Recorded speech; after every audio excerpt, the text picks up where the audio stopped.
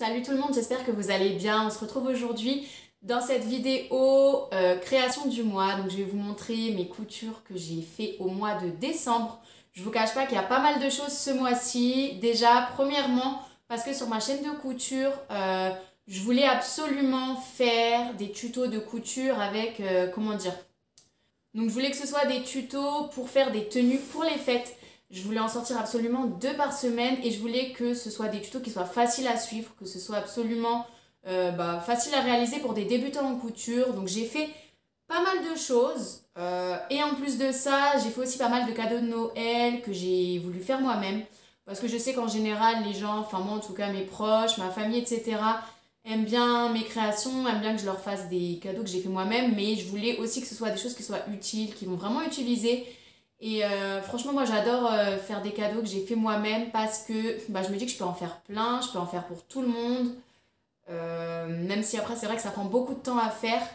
Donc voilà, après, je les ai déjà offerts, donc je vous montrerai des images des cadeaux que j'ai fait. Donc je vais commencer par vous présenter les tenues de fête que j'ai fait pour les tutos de couture. Donc que vous pouvez tous retrouver sur ma chaîne de couture. Donc pour commencer, franchement, je vais commencer avec mon modèle préféré. Vu comme ça, il paye pas de mine, mais franchement, moi je l'ai porté pour les fêtes, je l'ai même porté pour un baptême, et franchement, j'ai adoré. C'est cette jupe, donc oui, je vous assure que c'est une jupe. En fait, c'est très simple, c'est un demi-cercle. Et ensuite, j'ai fait une ceinture pour pouvoir l'enrouler autour de ma taille. Donc elle est asymétrique, hein. En bas, on a la partie la plus longue qui est à l'arrière du genou, et c'est un peu plus court devant. Donc ça fait une espèce de jupe portefeuille et franchement c'est ma pièce préférée. Elle est hyper facile à faire, hyper rapide. Et franchement je pensais pas que ça allait faire aussi bien. Je pense que c'est vraiment le choix du tissu qui fait toute la différence. Moi j'ai choisi un tissu de satin en polyester, hein, tout simplement. Dans une couleur comme ça bleue. En plus je trouvais que la couleur ça a changé de ce qu'on a l'habitude de voir pour les fêtes. Même moi, hein, les autres créations que j'ai faites, c'est surtout voilà, du argenté, des paillettes. Et là, je trouve que c'est une couleur qu'on retrouve pas beaucoup pour les fêtes. Donc franchement, je l'adore, j'en suis fan. Ensuite, mon deuxième modèle préféré. Franchement, je sais même pas s'il arrive en deuxième position ou s'il est ex aequo avec la jupe. Je pense même qu'elle dépasse peut-être la jupe que je viens de vous montrer, je sais pas. C'est une robe longue, multiposition, donc que vous pouvez porter franchement, de milliers de façons différentes. Donc je vous montre, elle ressemble à ça. Donc là vous voyez c'est la partie qui vient derrière. Donc là on a le décolleté et là on a la jupe donc qui est élastique au niveau de la taille comme vous le voyez. Franchement le tissu je le trouve magnifique. C'est un tissu en satin mais il est vraiment hyper qualitatif. Enfin quand on regarde de près on voit pas vraiment vous savez les fils etc. Contrairement à ce tissu là où quand on regarde de près quand même on voit les fils du tissu etc. Là pas du tout, il est hyper soyeux, hyper lisse. En plus ce tissu je l'avais eu en cadeau quand j'avais été à ma boutique de tissus à Paris. Je vous ai déjà fait des vidéos sur cette boutique, les tissus les moins chers de Paris. Je crois que je vous ai fait 2 ou 3 vidéos. Et c'est vrai que quand j'y vais, j'achète beaucoup d'un coup et le gérant en général il m'offre des tissus. Il m'avait offert celui-là et sur le coup j'étais pas emballée. Enfin moi j'aime bien tout ce qui est coloré et tout. J'étais pas hyper emballée. Et quand j'ai fait la robe, mais j'ai trouvé ça magnifique.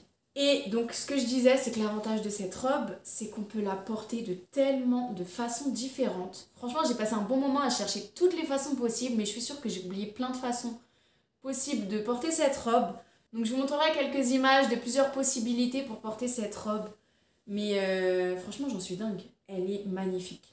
Et franchement elle est accessible aux débutants en couture. Je vous assure qu'elle est assez facile à faire, hein. Elle a l'air compliquée mais elle ne l'est pas.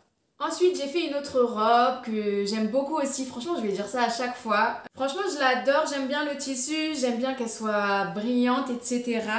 Donc elle est aussi super facile à faire. En fait ça c'est seulement 2 carrés de tissu hein, que j'ai assemblés au milieu. Et j'ai fait juste 2 petits cordons pour passer derrière le cou comme ceci. Après le gros inconvénient de cette robe, mais c'est moi qui ai fait n'importe quoi quand j'ai coupé le tissu, c'est que en fait elle a tendance à remonter à l'arrière. Donc il aura fallu que je la coupe un peu plus longue pour qu'elle arrive à la taille que je voulais. Donc là elle est un peu trop courte à mon goût. Donc bon, après je la porte pas jambes nues, je la porte avec des collants. Et bah, j'ai bien envie de mettre un short en dessous quand je la porte, quoi, parce que je trouve ça un peu limite, hein, vraiment. À l'arrière, mais à l'avant, elle a la bonne longueur. Parce que c'est vrai qu'elle est assez asymétrique. Donc voilà, le tissu vient de la même boutique que la robe que je vous ai présentée juste avant. Je le trouve super sympa.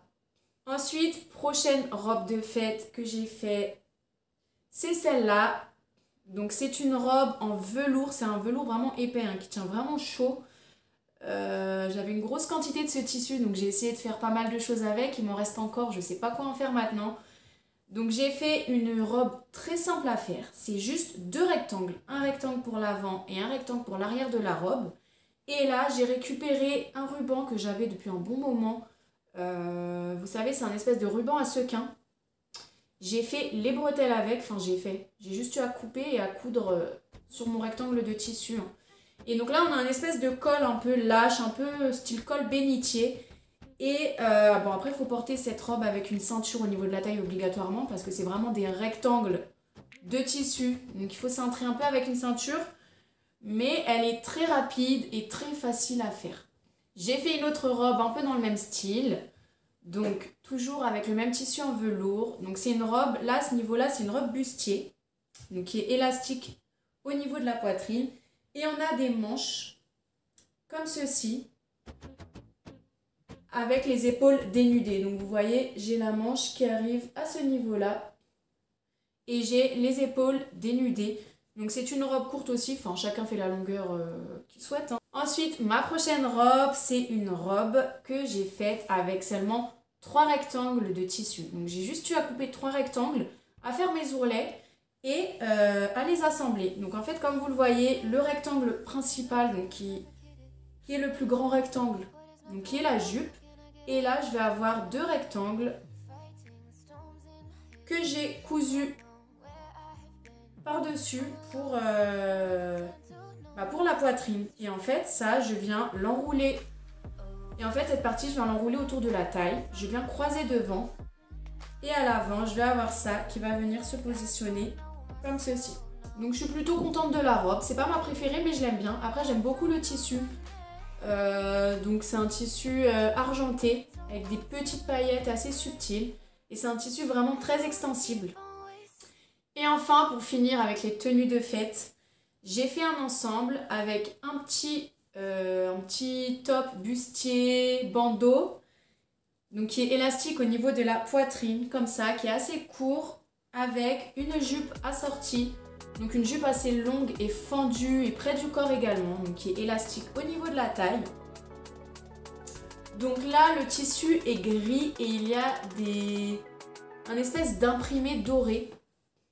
Donc voilà pour les tenues de fête que j'ai cousues. Donc ensuite il y a les cadeaux que j'ai fait, qui est cadeau de Noël. J'ai fait pas mal de petites choses sympas.